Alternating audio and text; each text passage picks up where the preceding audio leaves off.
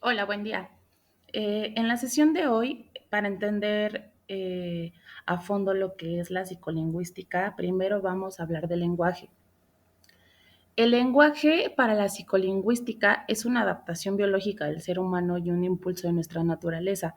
Esto quiere decir que, bueno, nosotros nacemos con esta necesidad de expresar, con este impulso que nosotros tenemos desde que nacemos, no sé, desde que un bebé nace, por ejemplo, tal vez no sabe hablar, no sabe cómo expresarse, pero de alguna manera emite algunos sonidos, de alguna manera con su llanto, por ejemplo, nos puede expresar si tiene hambre, si tiene sueño, si le duele algo, etcétera. Entonces, para la psicolingüística, el lenguaje es algo que nosotros ya traemos desde que nacemos como seres humanos biológicos. Necesitamos o presentamos esta necesidad de comunicarnos y a través del lenguaje. Por el contrario, para la lingüística solamente es un modo de comunicación. Es la comunicación humana más importante, pero para la lingüística solamente es un modo de comunicación en donde no se involucran ni necesidades ni eh, cuestiones de tipo neuronal, sino que nosotros lo empleamos netamente para podernos comunicar con las demás personas. Ahora bien, la lingüística considera que el lenguaje es importante porque se pueden producir mensajes ilimitados. Eso quiere decir que nosotros podemos compartir mensajes de una manera infinita. En la cuestión de la escritura, perdón, no es necesario tener a un emisor ni a un receptor presente. Esto quiere decir, por ejemplo, si nosotros compartimos a través de redes sociales un mensaje, bueno, ese mensaje puede llegar a miles de personas y no necesariamente las debemos de tener frente a frente.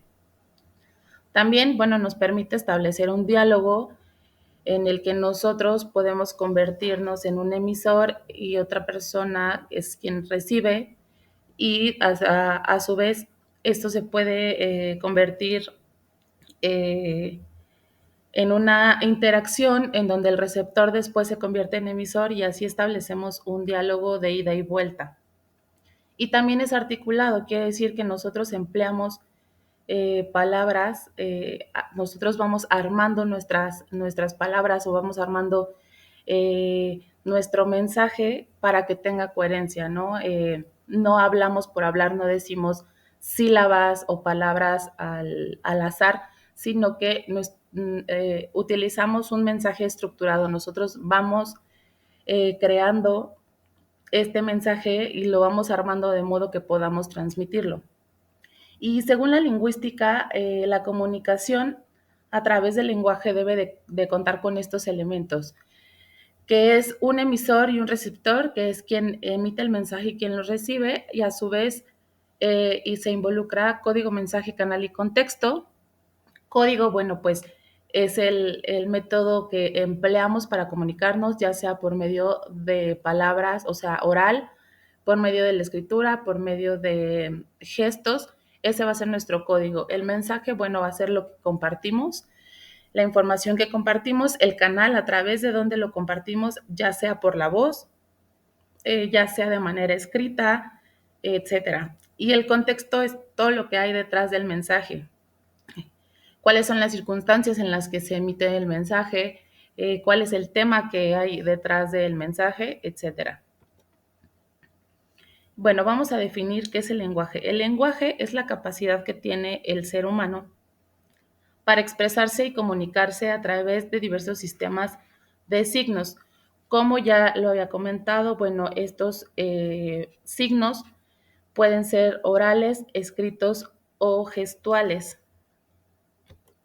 Ahora bien, este es un listado de características de Charles F. Hockett, que se considera como el mejor listado de propiedades del lenguaje humano que se ha postulado hasta la fecha. Vamos a ver cuáles son las características, hablando desde la lingüística, cuáles son las características universales de la capacidad lingüística. Primero tenemos canal vocal auditivo. Esto quiere decir que todas las lenguas crean los mensajes mediante la voz y son recibidas por medio del oído. Esta propiedad, bueno, pues es muy útil para hacer cosas mientras se habla, debido a que tenemos las manos libres, bueno, pues podemos hacer otras cosas eh, mientras estamos hablando. Tal vez, por ejemplo, aunque no haya algunos elementos como la luz, bueno, pues podemos seguir teniendo este tipo de conversación, de comunicación. Después tenemos transmisión irradiada y recepción direccional. Es consecuencia de la propiedad anterior. Esta característica indica que las ondas sonoras del lenguaje se expanden a través del espacio sorteando obstáculos físicos hasta llegar al receptor. Esto habla, bueno, netamente de todas las características ambientales que se nos puedan, que más bien que nos posibilitan, que nos ayudan a que ese mensaje sea transmitido. Tenemos también el desvanecimiento rápido. Al ser orales, los mensajes desaparecen rápidamente, entonces esto nos otorga dinamismo, puesto que esta propiedad facilita la creación de nuevos mensajes, como lo comentaba hace rato. El emisor, después de cierto tiempo, se puede convertir en emisor, y entonces es un ir y venir de información en donde el mensaje, digamos, dura nada más pues el tiempo que lo hablamos. Tenemos también intercambiabilidad. Esto quiere decir que cualquier hablante puede ser emisor o receptor, ya que estos papeles son intercambiables. Perdón. Volvemos a lo mismo. Tú puedes emitir un mensaje y después la otra persona se convierte en hablante emisor. Tenemos la retroalimentación total o feedback. Esto quiere decir que mientras la persona que está hablando, mientras habla, es emisor y receptor al mismo tiempo, porque también tú estás recibiendo lo que estás diciendo. Mientras hablas, tú eres el emisor, pero mientras estás diciendo este mensaje, tú también lo estás escuchando. Entonces, eso también te convierte en receptor, y esto es lo que te puede ayudar a corregir tu mensaje mientras lo estás emitiendo, ¿no? Mientras lo estás diciendo, te vas escuchando lo que estás diciendo y entonces tal vez puedes corregir lo que estás diciendo, cambiar de tema y comprender el papel exacto que desempeñamos en cada acto comunicativo. Después tenemos la especialización. La especialización nos habla de que los hechos lingüísticos son importantes por las consecuencias que provocan y no por cómo se han producido. Eh, ya que, bueno, por ejemplo, aquí, a diferencia de lo que sucede con otros códigos de animales, la producción lingüística consume muy poca energía. Esto habla de la energía que a nosotros, como seres humanos, nos consume o consumimos a la hora de comunicarnos. Entonces, esto habla de que lo que hablamos es importante por lo que provocamos, por lo que decimos y no cómo lo hemos producido. El séptimo es semanticidad. Esto quiere decir que cualquier sistema de comunicación que establezca una relación entre una señal y una información del mundo real es semántico. Los códigos animales son semánticos en este sentido, pero a un grado mínimo. Por ejemplo, eh, todos los primates huyen ante un grito que indica peligro, eh, pero no obstante este grado de semanticidad digo, es muy bajo comparado con el lenguaje que tiene el hombre. Después tenemos la arbitrariedad. La arbitrariedad, perdón, es la relación entre la secuencia fónica y el objeto al que se refiere, que es arbitraria. No existe una relación lógica y unívoca entre la emisión de sonido y un fenómeno del mundo. Si esto no fuera así, la pluralidad, perdón, lingüística no existiría, puesto que todos los hablantes dominarían del mismo modo a todas las cosas. Esto quiere decir que, bueno, nosotros aquí le podemos, digo, el ejemplo más claro es que dependiendo de cada país, nosotros podemos llamarle a las cosas de una forma y en otro país les hablan de otra. Aunque sea el mismo objeto, existen otros nombres que se le asignan dependiendo del país o de la zona en donde se encuentra. Entonces, la arbitrariedad habla un poco de esto. La novena es carácter discreto. Esto quiere decir que todas las señales lingüísticas son discretas, que si nosotros las dividimos, siempre vamos a obtener un número entero. Por ejemplo, una oración puede tener 7 palabras, pero nunca 7 y media, ¿no? Del mismo modo que una palabra puede estar compuesta por 3 sonidos, pero nunca por 3 sonidos y medio o 3 sonidos 3 cuartos. La décima nos habla de desplazamiento. Esta propiedad indica que el lenguaje humano puede expresar información referida al pasado, presente y futuro. También podemos hablar con nuestro lenguaje de mundos tanto reales como ficticios y de lugares que se encuentran físicamente cerca de donde estamos o de lugares muy alejados, ¿no? Eh, Digo, esto creo que está muy claro. Podemos hablar nosotros tanto del pasado como presente, futuro. Podemos expresarnos de esta manera y también con nuestro lenguaje, bueno, podemos hablar de cosas que son reales, podemos inventar historias, podemos hablar de futuros irreales ficticios, por ejemplo, y podemos hablar del aquí y el ahora en donde nos encontramos físicamente o hablar de lugares en los que no estamos presentes en el momento. Dualidad de estructuras.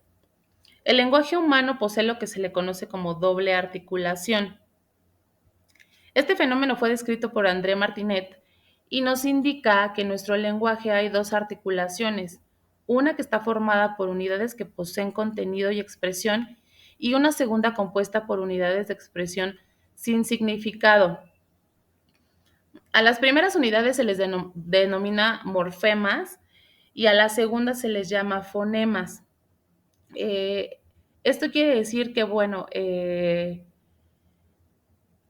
nosotros al momento de formar palabras, por ejemplo, si tenemos la palabra teléfono, bueno, pues esa es una unidad formada por unidades que ya formada, pues tienen significado, tienen una expresión, ¿no? Pero por su lado, en la palabra teléfono, bueno, pues tenemos las sílabas, tenemos bueno, fo y no. Entonces, si nosotros las dijéramos por separado, si dijéramos fo, bueno, pues sería tal vez una expresión que no tiene significado como tal. Entonces, al armarlas es cuando cobran este significado. Tenemos también la productividad. La productividad nos refiere a que el lenguaje humano es creativo porque con él es fácil emitir y comprender significados nuevos con muy poco esfuerzo. Este potencial creativo es posible por lo que se le conoce como recursividad, que es una capacidad que tenemos nosotros de construir eh, creaciones infinitas con pocas combinaciones gramaticales. Esto quiere decir, pues, con lo mismo, ¿no? Por ejemplo, lo que hablábamos ahorita de las sílabas. Bueno, con esas sílabas nosotros podemos crear tal vez otras palabras con significados diferentes y diversos. Tenemos también la transmisión cultural y tradicional. En la opinión de Hockett, el lenguaje se transmite de forma cultural, generación tras generación. Perdón. Esta es una idea que ha sido cuestionada por la gramática generativa, por muchos investigadores, en donde ellos creen que el lenguaje no es un producto social y cultural, sino que se aprende como aprendemos a manejar o a crear algún producto, etcétera, sino que es un instinto biológico innato. Entonces, la transmisión cultural y tradicional, según este esquema, nos dice que el lenguaje se transmite de forma generación tras generación. Por otro lado, tenemos la falsedad y la prevaricación. Esto nos habla de que el ser humano es el único animal que puede utilizar su sistema de comunicación para mentir y engañar intencionalmente.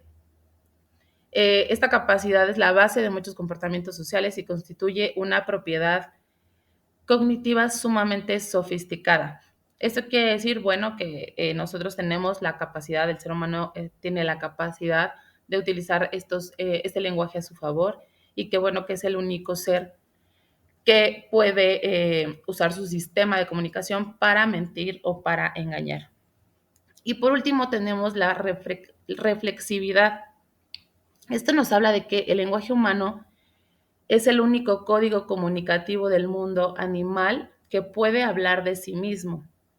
Esto quiere decir, cuando hablamos de gramáticas, cuando hablamos, por ejemplo, de un diccionario, todos los estudios lingüísticos, la existencia de la escritura, son hechos que demuestran que el hombre tiene conciencia de poseer un lenguaje. Entonces, la reflexividad nos habla de que nosotros, como seres humanos, tenemos la capacidad o somos los únicos humanos que dedicamos tiempo a hablar del lenguaje mismo, de darnos el tiempo para estudiarlo, para compartirlo, etcétera. Entonces, nosotros tenemos conciencia de que poseemos un lenguaje y muchas veces se reflexiona sobre este lenguaje. Bien, esto sería todo por la sesión de hoy. Por favor, de actividad les voy a pedir que hagan un cuadro comparativo con las diferencias y las similitudes entre lingüística y psicolingüística, por favor.